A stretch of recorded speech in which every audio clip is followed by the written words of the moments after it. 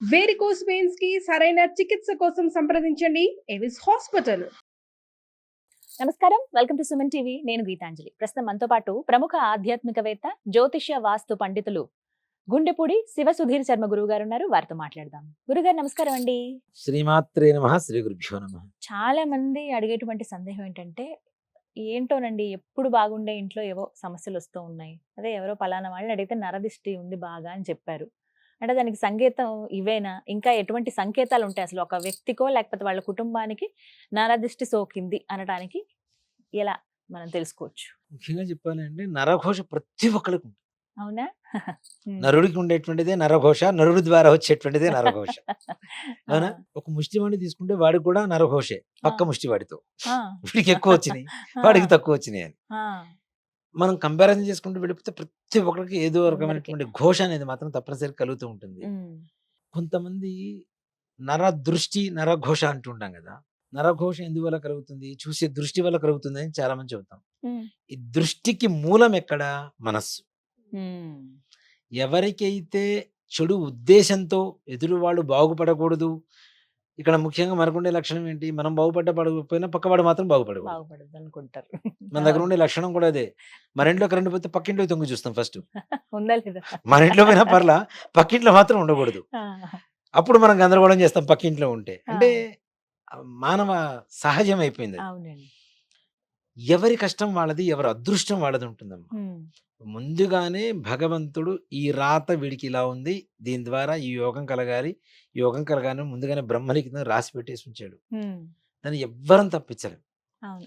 కానీ ఇక్కడ కొంతమంది పక్క వాళ్ళని చూసి జలస్,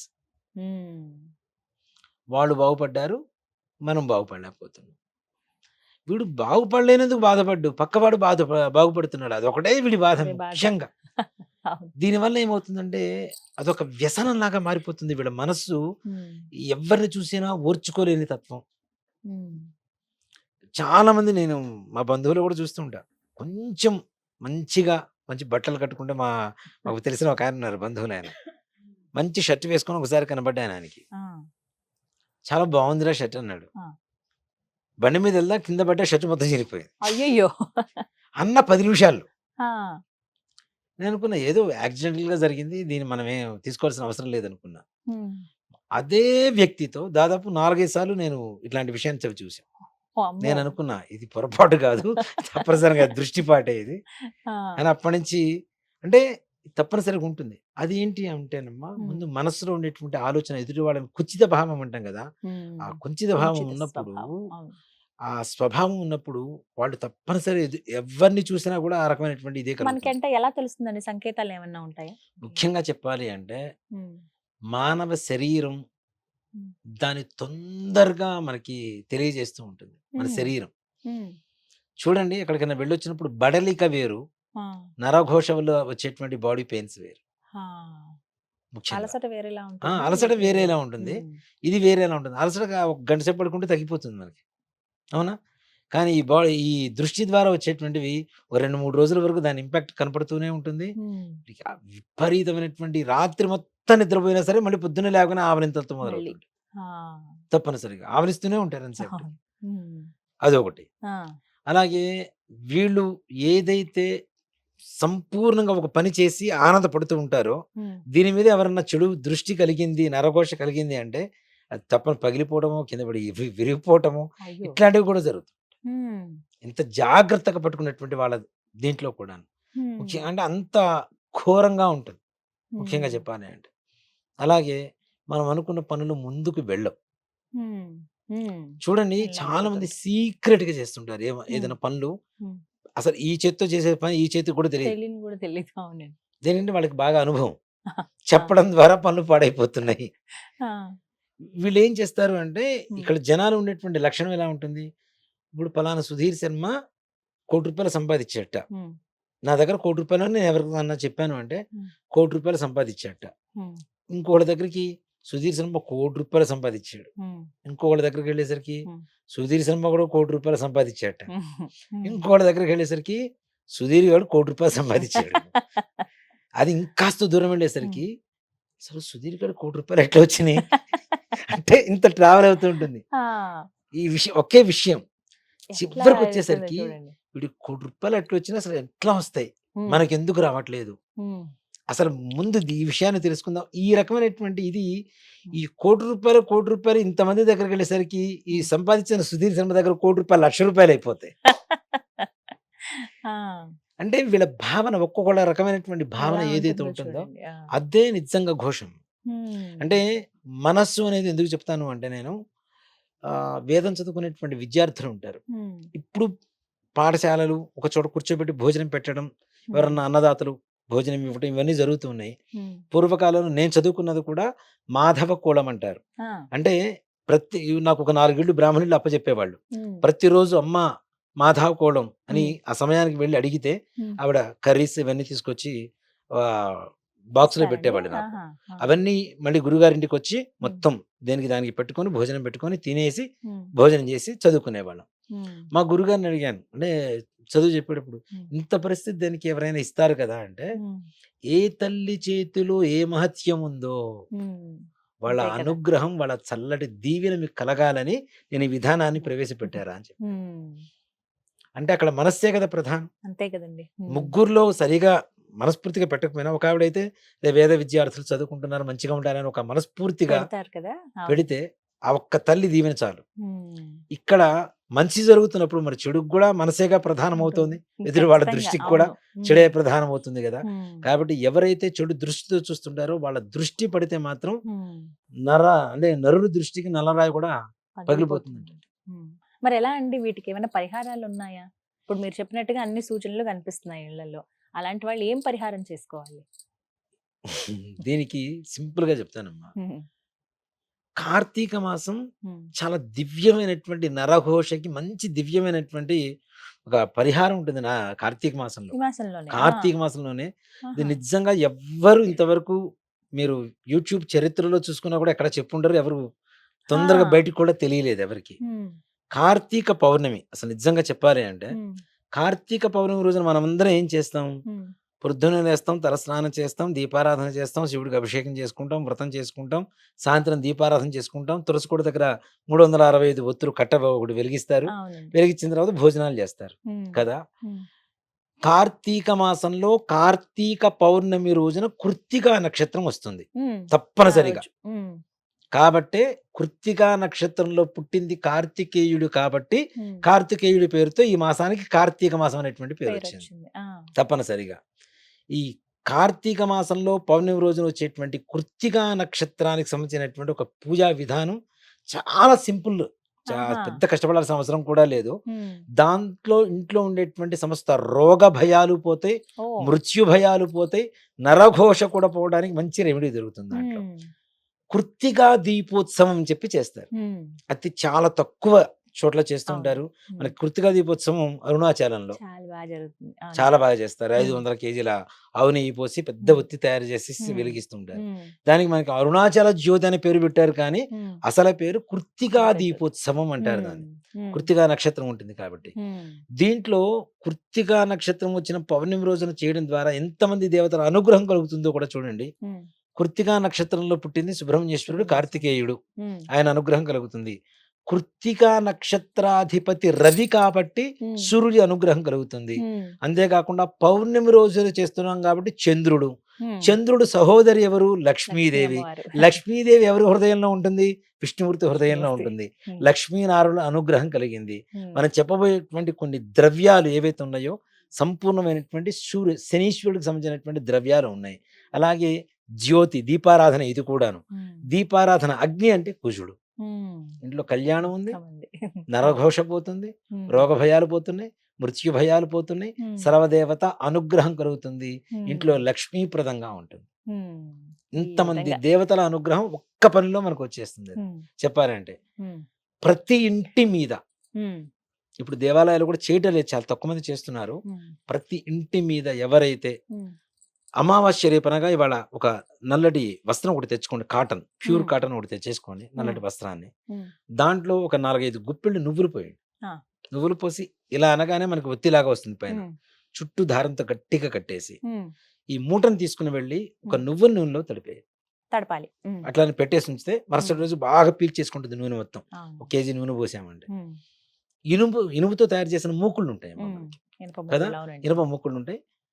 పౌర్ణమి రోజున సాయంకాల సమయంలో ఉమ్, చంద్రోదయం అయిన తర్వాత ఉమ్, చక్కగా ఇంటి మీద ఆవు పేడతో కొద్దిగా అలికి ఉమ్, దాని మీద పసుపు కుంకాలతో ముగ్గు పెట్టి ఉమ్, చంద్రుడు బొమ్మ వేసి ఉమ్, బియ్య పిండితో ఉమ్, ఈ మన ఇనుప మూకుడు దాని మీద పెట్టి ఉమ్, ఆ మూకుడు మీద ఈ ఒత్తి మొత్తం పెట్టేసిన తర్వాత ఉమ్, కర్పూరం పెట్టి వెలిగించి ఉమ్, అవకాశం ఉన్నంత వరకు ఏ దేవతా స్వరూపం మీద ఆ దేవతా స్వరూపంలో మీరు పూజ చేసుకోవచ్చు. ఉమ్, సుబ్రహ్మణ్యేశ్వరుడు చేయొచ్చు, కార్తీక మాసం కాబట్టి శివుడికి చేయొచ్చు, ఉమ్, విష్ణుమూర్తికి చేయొచ్చు, లక్ష్మీదేవికి చేయొచ్చు, చంద్రుడికి చేయొచ్చు. ఉమ్, అందరికి ఏ దేవత ఆరాధన చేయాలనుకుంటే ఆ దేవత అష్టోత్తరంతో పూజ చేసుకోవచ్చండి. చేసుకొని ఉమ్, చుట్టూ కూర్చొని ఆ దీపం చుట్టూ కూర్చొని కాంతి బాగా వస్తుంది కదా, అవును.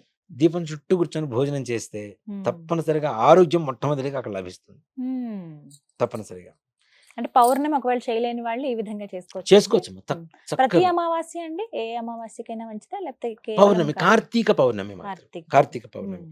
ఇది సంవత్సరం మొత్తం మనం వాడుకోవచ్చు. ఇప్పుడు ఇది మనం పౌర్ణమికి చెప్పబోయే చేయాలంటారు. పౌర్ణమి రోజు చేసింది ప్రతి రోజు మనం వాడుకుంటూ ఉండవచ్చు. ఈ బొట్టు ఒక మాట చెప్పండి, తిలక ధారణ కోసం తయారు చేస్తున్నటువంటి ఒక విధానం ఇది. దీపం వెలిగించేసాం, పూజ చేసుకున్నాం, చక్కగా కూర్చొని భోజనం చేసాం మనం.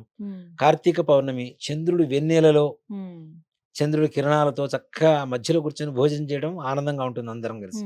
అలాగే ఈ మొత్తం దీపం మరుసటి రోజు మొత్తం కాలిపోయిన తర్వాత నల్లగా తయారవుతుంది.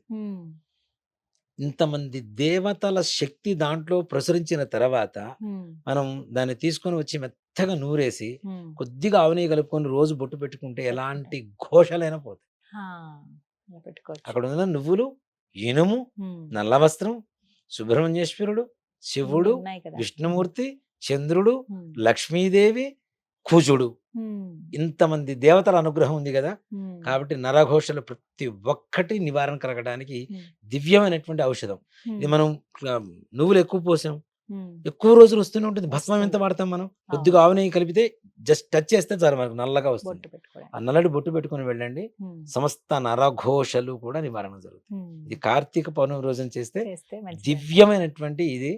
దాంట్లో కూడా సైంటిఫిక్ రీజన్ ఉంటుంది మనకి. మాట చెప్పాలంటే మనకి కార్తీక మాసం చల్లదనం, కార్తీక పౌర్ణమి అంటే చంద్రుడు ఉంటాడు, ఇంకా చల్లగా ఉంటుంది. నువ్వుల నూనె, ఇనుప పాత్ర, వీటి వల్ల వేడి ఎక్కువగా వస్తుంది. మన శరీరంలోకి అతి చల్లదనం వల్ల శరీరం చల్లబడిపోతూ ఉంటే ఎంత ఉష్ణాన్ని కావాలో ఆ దీపం ద్వారా మన శరీరంలోకి చేరుతూ ఉంటుంది. సంపూర్ణంగా ఆరోగ్యం ఈ విధంగా చేయొచ్చు. ఇట్లా చేస్తే నరఘోష నివారణ కలదు. ఇది మనం కార్తీక మాసంలో అంటే ఇప్పుడు మాత్రమే చేయాలి కదా, ఇప్పుడు కార్తీక పౌర్ణమి కూడా వెళ్ళిపోతుంది కదా అనుకుంటారు. ఇలా కాకుండా మనం ప్రతి నెల ఒకసారి అమావాస్య రోజున ఇంట్లో ఎంతమంది ఉంటారో అన్ని పీచు తీయని కొబ్బరికాయలు తెచ్చుకో. తీయని పీచు మొత్తం సంపూర్ణంగా ఉంటుంది కదా, ఎండిపోయింది, అది తెచ్చుకోండి. ఎవరికి వారు స్వయంగా చేసుకునేటువంటి ఒక చిన్న పరిహారం అమ్మ. పెద్ద ఖర్చు కూడా కాదు. కొబ్బరికాయ 30 రూపాయలు అవుతుంది మనిషికి. నలుగురు ఉంటే 4 120 రూపాయలు అవుతుంది మహా అయితే కదా. పీచు తీయని కొబ్బరికాయ తెచ్చుకొని ఎవరికి వారే స్నానం చేసే ముందు చక్కగా 3 సార్లు క్లాక్ వైజ్, 3 సార్లు యాంటీ క్లాక్ వైజ్ తిప్పుకొని దాన్ని కిందకి 3 సార్లు ఇలా తుడిచి వేసేసి, పైనుంచి కిందకి తుడిచి వేసి, ఇవి మొత్తం కూడాను నీళ్లల్లో ఎవరి చేతన పడివేయటం కానీ, లేదా మనమే వెళ్ళి వేయాల్సి ఉంటే వేసి మళ్ళీ వచ్చి స్నానం చేయడం కానీ చేస్తే, మీరు కొబ్బరికాయలు నీళ్ళలో వేస్తే ఏమవుతాయి, మునిగిపోతాయి కదా. ఇవి వేసి చూడండి, తప్పనిసరిగా తేలుతూనే ఉంటాయి. మన శరీరంలో మన దీంట్లో ఉండేటువంటి ఘోష మొత్తం కూడాను సంపూర్ణంగా దాంట్లోకి వచ్చేస్తాయి. తప్పనిసరిగా నీళ్ళలో వేస్తే పైకి తేలుతూనే ఉంటాయి, మునగవాలి. అది మీరు ఎవరైనా కావాలంటే చూడొచ్చు. దానికి మనం ప్రత్యక్షంగా ఎవరైనా చేసుకోదగినటువంటి పరిహారం కాబట్టి దీంట్లో మనం ఏదో అబద్ధం చెప్తున్నా, మనం అభూత కల్పనను చెప్పాల్సిన అవసరం లేదు. అందరూ ప్రత్యక్షంగా చూడవచ్చు దీన్ని. ఇలా చేయడం ద్వారా మనలో ఉండేటువంటి ప్రతి ఒక్కటి కూడా, అంటే కొబ్బరికాయకు ఉండేటువంటి లక్షణం కూడా అదే కదమ్మా, శక్తి. ఇప్పుడు ఒక దేవత కలశం పెడతాం, ఏ కలశం పెట్టినా కొబ్బరికాయ పెడతాం, అంటే ఏ దేవతా స్వరూపమైన ఉంటుంది, దేనైనా స్వీకరించేటువంటి తత్వం ఉంటుంది. కాబట్టి మన శరీరంలో ఉండేటువంటి ఘోషను కూడా తప్పనిసరిగా తిప్పివేసేటువంటి అవకాశం కనబడుతుంది. అలాగే ఇంటికి నరఘోష, ఇది మనిషికి అనుకుందాం, ఇంటికి ఎక్కువగా కలుగుతుంటుంది. ముఖ్యంగా ప్రతి అమావాస్య రోజున తప్పనిసరిగా మంచి గుమ్మడికాయ అంటాం కదా మనం, మంచి గుమ్మడికాయ ఇది అందరూ తెలిసిందే కదా అని చాలా మంది అనుకుంటారు. ఈ మంచి గుమ్మడికాయలో చాలా మంది డైరెక్ట్ కొట్టేస్తూ ఉంటారు. ఉమ్, అలా కాకుండా పైన కొంతవరకు ఇలా వలిచి ఉమ్, చాకుతో కోసేసుకొని తొడని దగ్గర. ఆ! ఉమ్, తీసి దాంట్లో పసుపు, కుంకుమ, ఉమ్, సున్నం ఉంటుంది. నీరు సున్నం అంటాం మనం. ఉమ్, సున్నం మనం తమలపాకులో వేసుకుంటాం కదా! ఉమ్, ఆ నీటి సున్నాన్ని వేసి ఉమ్, దాంట్లో కొద్దిగా ఈ లవంగాలు ఉంటాయి కదా! ఆ, పొడి చేసి దాంట్లో వేసి ఉమ్, దాని మీద కర్పూరం పెట్టి వెలిగిచ్చేసి తిప్పి చేయండి. ఉమ్. తప్పనిసరిగా సమస్త నరఘోషలు ఓ, నెలకు ఒకసారి ఇలా చేస్తే మంచిదండి. ఒక్కసారి చాలు. ఉమ్, తప్పనిసరి ఇప్పుడు కొంతమంది గుమ్మడికాయ కడుతూ ఉంటాం కదా! ఇంటి ఉమ్, ముందు ఉమ్, కడుతుంటాం కదా! ఉమ్. ప్రతి నెల మార్చాల్సిన పరిస్థితి వస్తుంది. నీళ్లు గారిపోతూ కొంతమందికి ఉంటుంది. అవును. ఇలా ఒక 3 నెలలు చేసి చూడండి. మళ్ళీ గుమ్మడికాయ ప్రశాంతంగా ఉంటుంది. ఓ 4, 5 నెలల తర్వాత మళ్ళీ మార్చుకునే పరిస్థితి వస్తుంది గ్యారంటీగా. ఆహా. దీనివల్ల. ఇది ఏ రోజున చేస్తే మంచిదండి అమావాస్య నెలలో? అమావాస్య. రాత్రి సమయంలో ఉమ్, 9 దాటిన తర్వాత. ఉమ్, అలా అని చెప్పేసి ఇంటికి తీసేసిన ఈ గుమ్మడికాయ ఏదైతే ఉందో ఉమ్, తీసుకెళ్ళి రోడ్ల మీద పడేయకండి. ఉమ్, కొట్టేసి ఇంటికి ఇరుపక్కలా పెట్టేసి ఉమ్. దాని మీద కొద్దిగా పసుపు కుంకం చల్లేసి కాళ్ళు కడుక్కొని లోపలికి వెళ్ళండి. అంతే. రోడ్ల మీద వేయడం ద్వారా మనలాగా మనకంటే ఎక్కువ బాధపడే జనాలు ఎక్కువ మంది ఉంటారు. ఉంటారు కదండి. అవును. నిజంగా అవి చూస్తుంటేనే కొంతమంది భీతి కలుగుతుంటుంది. ఉమ్, అది అవును. ఏముందా లేదా అనేది తీసి పక్కన పెడితే మనం మన హిందూ ధర్మం అంటే మన హిందువులకు ఉండేటువంటి ఒక సైకలాజికల్ ఫీలింగ్ ఏంటంటే ఉమ్. ఒక నిమ్మకాయ కోసి పసుపు కుంకం పెట్టండి. దాన్ని ఏం పూజ వద్దు ఏమొద్దు పెట్టేసేయండి. అమ్మో ఏదో ఏదో జరిగింది అనుకుంటా. జరిగిందని అనుకుంటాం. అవును. ఏదో చేసేసారు నా మీద అయిపోయింది. నాకంతా మొత్తం నా మీదనే నెగెటివ్ చేసేసారు అనుకుంటారు. ఆ, అలాంటి భయంకరమైనటువంటి స్థితిలో ఉమ్. పోయి అమావాస్య రోజున గుమ్మడికాయ రోడ్డు మీద కనబడితే ఎంత ఇంకెంత భయంకరమైనటువంటి స్థితి భయపడతారు. అవును. కనబడుతుంటుంది. ఉమ్, అందులో పసుపు కుంకం వేసాం, దాంట్లో ఈ ఉమ్. లవంగాల పొడి వేసాం, సున్న వేసాం, ఎర్రగా ఉంటుంది. మారుతుంది. అవును. రక్త సమానంగా కనబడుతూ ఉంటుంది మనకి. ఉమ్, అది ఇంకా భీతి కలుగు చేస్తుంది. ఉమ్. అందులో మనకి ఇంటికి తీసేసినటువంటి ఆ ఘోష కూడా దాంట్లో ఉంటుంది కాబట్టి అలాంటివి మాత్రం పొరపాటున ఇతరులకు ఇబ్బంది కలిగేలా మాత్రం చేయవద్దు. ఉమ్. కొట్టేసి ఆ గుమ్మడికాయని పక్కన అక్కడే పెట్టేసి. ఇంటికి ఇరుపక్కల పెట్టేసి తర్వాత అండి తర్వాత రోజు ఆ మరుసటి తీసేయరా? రోజు తీసేసేయచ్చు. ఉమ్, తీసేస్తే ఒక 4, 5 నెలలు ఇట్లా చేశారనుకోండి, 3 నెలలు ఉమ్. ఇక గుమ్మడికాయలు పాడైపోవటాలు, ఇవేమీ ఉండవండి. ఘోషలు వెళ్ళిపోతుంటుంది. ఉమ్. ఎప్పటికప్పుడు కొంతమంది వ్యాపార స్థలాల్లో కూడా ఇలా చేస్తుంటారు. అక్కడ కూడా చక్కగా చేయొచ్చండి. వ్యాపార స్థలంలో కూడా చక్కగా చేసుకోవచ్చు. ఉమ్, ఇప్పుడు చాలా మంది చేస్తారమ్మా. ఉమ్, ఉమ్, కొంతమంది అవును. కొంది చేయటం లేదు కానీ ఇప్పుడు ఉమ్, చూడండి మార్వాడి షాప్స్ చూడండి, వాళ్ళు క్లోజ్ చేసేటప్పుడు ఉమ్, ప్రతిరోజు కర్పూరం వెలిగిస్తాడు షాప్. ఉమ్, అవును. ప్రతిరోజు కర్పూరం వెలిగించే బయటకు వస్తాడు ఉమ్, తప్పనిసరిగా. ఏంటంటే తప్పనిసరిగా వాళ్ళ ఆ విధానాన్ని పాటిస్తున్నారు కాబట్టి పాటిస్తారు. వాళ్ళు మంచిగా ఉంటున్నారు. వాళ్ళ ఉమ్, కష్టంతో పాటు పద్ధతిని నమ్ముతున్నారు, మన ధర్మాన్ని నమ్ముతున్నారు కాబట్టి వాళ్ళకి లక్ష్మీ యోగం ఉంటుంది. ఈ నరఘోషలు కూడా తొలగిపోతూ ఉంటాయి. అలాగే మనం ఏంటంటే ఉమ్, మనం కొంత డబ్బు రాగానే మనం ఆడంబరం చూపిస్తాం, వాళ్ళు చూపించరు.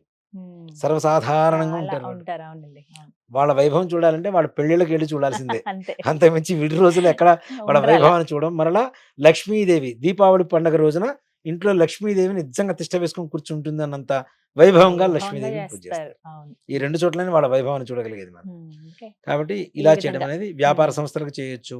అలానే పరిశ్రమలకి చేయవచ్చు. ఉమ్, ఇంటికి చేయవచ్చు. ఉమ్, చిన్న చిన్న షాపులున్నా కూడా దానికి కూడా చేయొచ్చు దాంట్లో. ఉమ్, మన వంశ పరంపరగా వస్తున్నటువంటి అనేక రకాల దోషాలలో ముఖ్యంగా పితృదోషం, స్త్రీ శాపం, ఈ శాపాల వల్ల, దోషాల వల్ల భవిష్యత్తులో ఉండేటువంటి తరాలకి ఏవైతే ఇబ్బందులు కలుగు చేస్తూ ఉంటాయో, సంతానం, వివాహం, అనారోగ్యం, అలాగే ఆర్థిక సమస్యలు, రుణబాధలు, వ్యాపారం, ఉద్యోగం, ఇలా చెప్పుకుంటూ పోతే ప్రపంచంలో ఉండేటువంటి సమస్త బాధలకు కారణమయ్యేటువంటి ఈ పితృదోష, స్త్రీ శాప నివారణం కోసం ఒక్కటే ఒక పూజా కార్యక్రమం ఉంటుంది. అది కూడాను గోకర్ణంలో ఉండేటువంటి మోక్షనారాయణ బలి అనేటువంటి ఒక పూజా కార్యక్రమం. ఈ కార్యక్రమాన్ని చేయించుకోవడానికి చాలా మంది సంకల్పం చేస్తూ ఉంటారు. గోకర్ణం వరకు వెళ్ళి కూడా చేయించుకోలేక వెనుతిరిగి వచ్చినటువంటి వ్యక్తులు కూడా కొంతమంది ఉంటారు. ఇలా కాదు, మనం ఎన్నిసార్లు ప్రయత్నం చేస్తున్నా అవ్వటం అనుకునేటువంటి పరిస్థితుల్లో కూడాను రేపు అంటే నవంబర్ 24వ తారీఖు కొత్తపేట నుంచి, హైదరాబాద్ కొత్తపేట నుంచి ఒక యాత్ర బస్సు ప్రయాణం ప్రారంభమవుతుంది. మధ్యాహ్నం 1 గంట దగ్గర నుంచి.